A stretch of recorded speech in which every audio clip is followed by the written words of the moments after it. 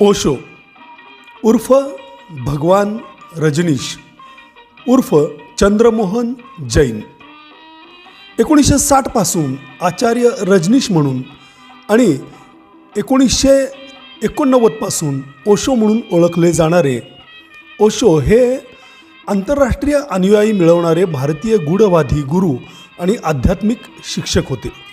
तत्त्वज्ञानाचे प्राध्यापक असणाऱ्या ओशोंनी 1960च्या दशकात सार्वजनिक वक्ते म्हणून भारतभर प्रवास केला.